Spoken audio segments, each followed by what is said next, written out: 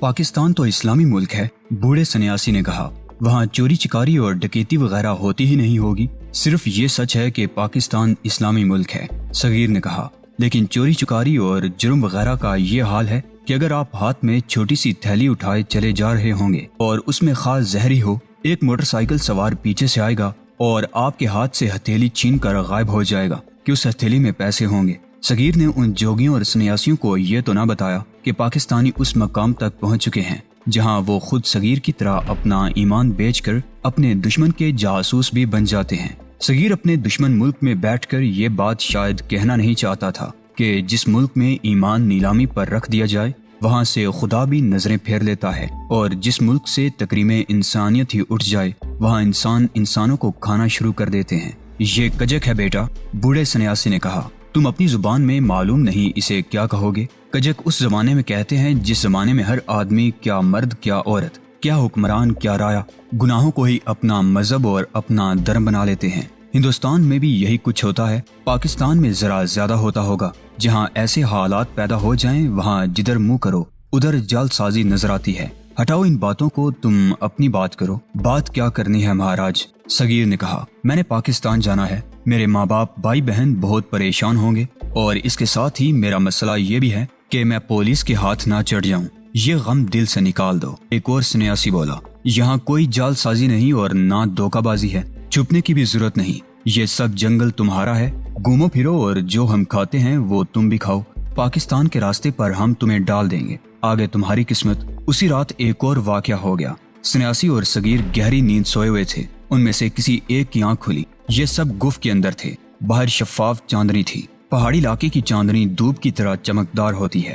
سنیاسیوں میں سے کسی کی ویسے ہی آنکھ کھلی تو اس نے گفت کے منہ میں ایک سایہ سا کھڑا دیکھا جو ذرا آگے بڑھا اور آہستہ آہستہ پیچھے ہٹنے لگا۔ جب یہ سایہ پیچھے ہٹتے ہوئے چاندنی میں گیا تو اس نے ایک نوجوان لڑکی کا روپ اختیار کر لیا۔ لڑکی اچھے لباس میں تھی، یعنی اس کا لباس اس علاقے کی عام پہاڑی لڑکیوں جیسا نہیں تھا۔ یہ سنیاسی اٹھا اور باہر نکل گیا۔ لڑکی نے جب اسے دیکھا تو وہ بھاگنے لگی لیکن ٹھوکر کھا کر گر پڑی۔ سنیاسی دوڑ کر اس تک پہنچا۔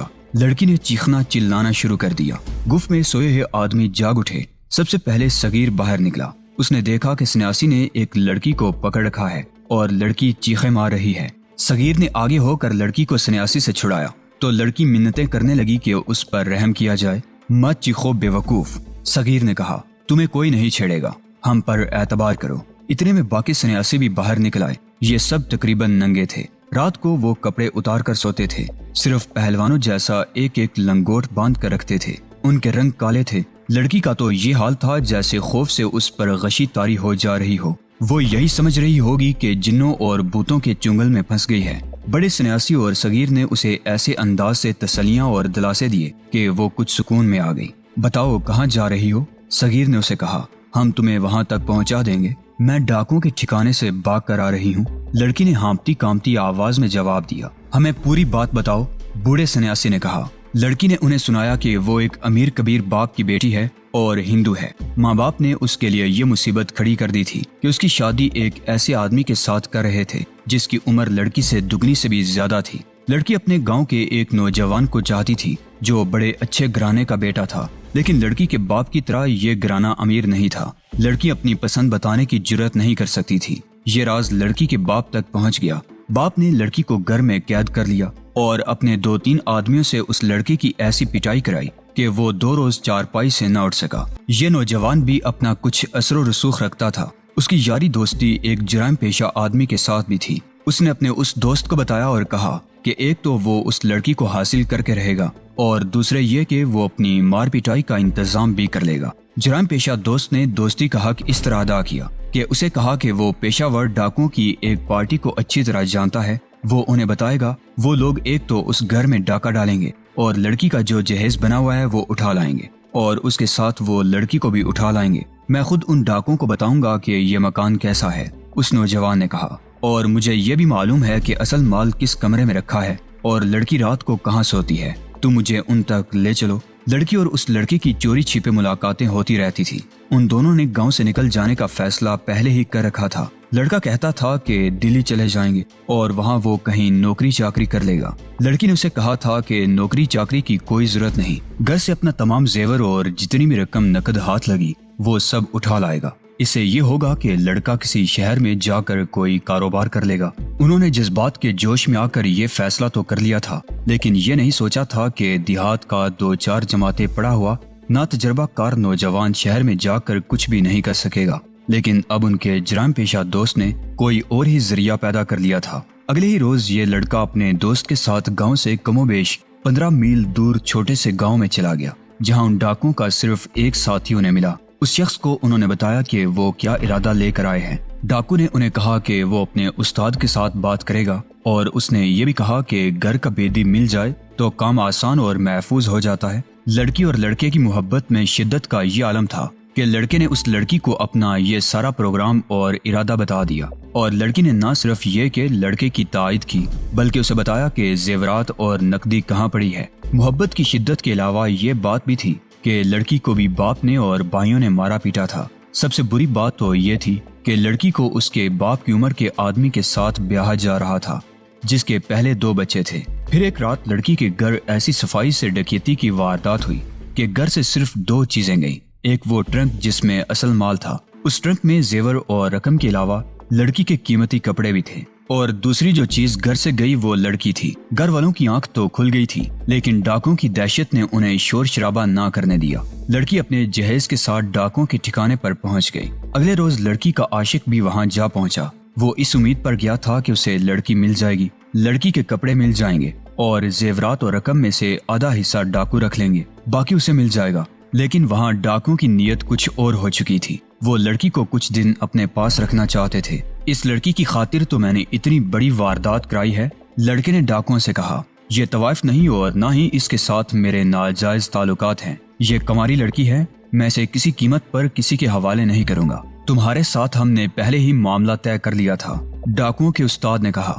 میں نے کہا تھا کہ آدھا مال ہمارا ہوگا۔ یہ تو ہم تم پر مہربانی کر رہے ہیں کہ لڑکی کو صرف 5-6 دن رکھیں گے، ویسے ہمارا حصہ زیادہ بنتا ہے، ہم لڑکی کو زیادہ عرصہ بھی رکھ سکتے ہیں۔ اس بات پر لڑکے کی ڈاکوؤں کے ساتھ تکرار ہوئی۔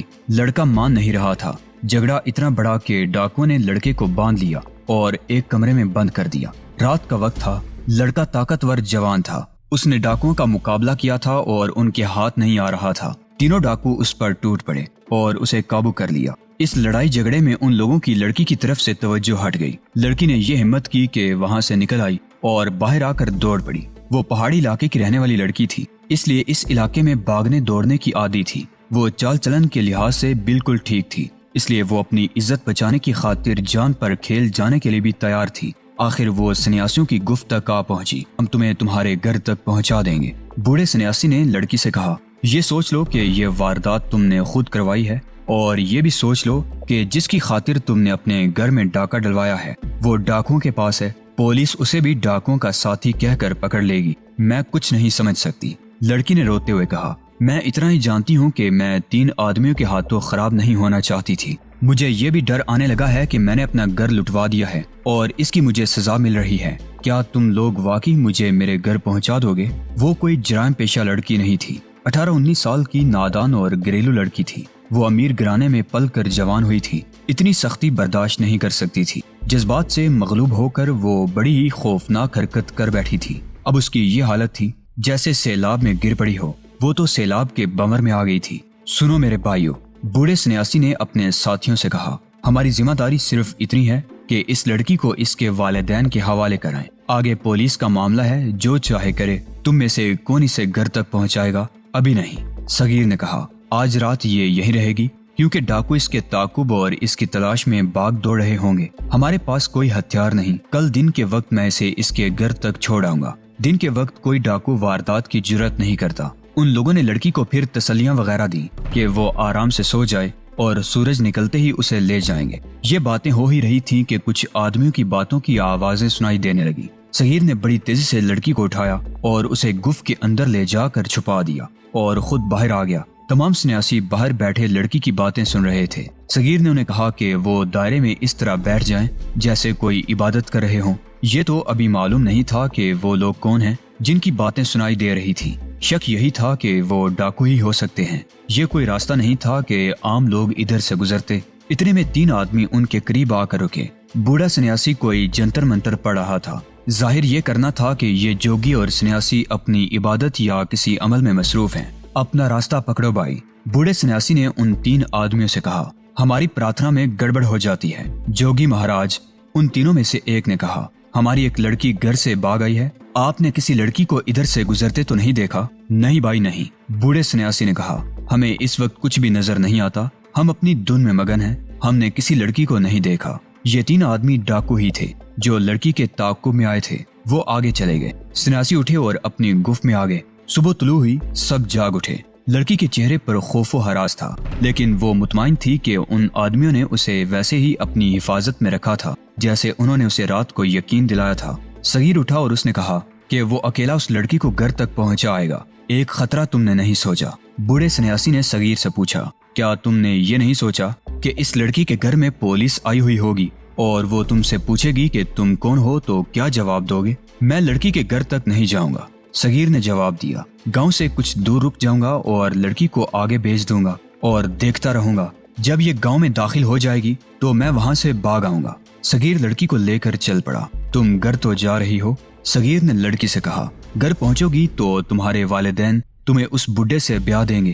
لڑکی سوائے رونے کی کوئی بات نہیں کرتی تھی۔ جو برے حالات اس نے اپنے لیے پیدا کر لیے تھے انہوں نے اس کا دماغی توازن ہلا ڈالا تھا۔ صغیر کو لڑکی کے ساتھ اتنی ہی دلچسپی تھی کہ وہ اسے اس کے گھر تک پہنچانا چاہتا تھا، اور یہ بھی اس لیے کہ اس کام کو وہ کار خیر سمجھتا تھا، اور وہ دل میں خدا سے کہتا جا رہا تھا کہ یا اللہ میری اس نیکی کو قبول کرنا اور اس کا مجھے صرف اتنا اجر دے دینا کہ میں زندہ اور سلامت پاکستان تک پہنچ جاؤں۔ اگر وہ چاہتا تو لڑکی کے ساتھ ہر بےہودہ حرکت کر سکتا تھا۔ لڑکی اسے اتنی متاثر ہو چکی تھی کہ وہ صغیر کے ذرا سے اشارے پر اپنا آپ اس کے حوالے کر دیتی اور اس کی عوض صرف یہ مانگتی کہ اسے صغیر اس کے گھر پہنچا دے۔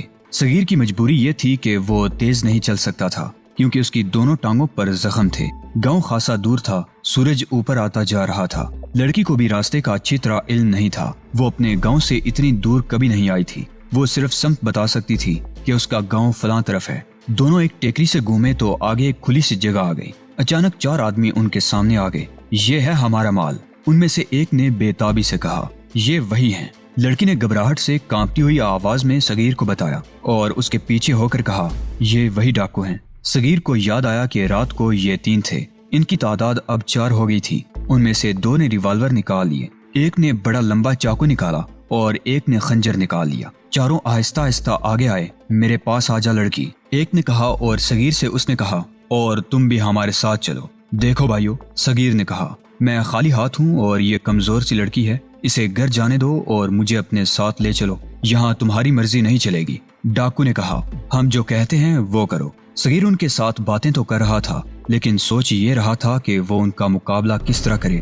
یہ تو وہ فیصلہ کر چکا تھا کہ بغیر مقابلے کے لڑکی ان کے حوالے نہیں کرے گا۔ لڑکی اس کے پیچھے چھپنے کی کوشش کر رہی تھی۔ ڈاکوؤں کا سربراہ جس کے ہاتھ میں ریوالور تھا صغیر کے قریب آ گیا اور ریوالور کی نالی صغیر کی طرف کر کے دوسرا ہاتھ بڑھا کر لڑکی کا بازو پکڑ لیا اور اسے صغیر کے پیچھے سے اپنی طرف گھسیٹا۔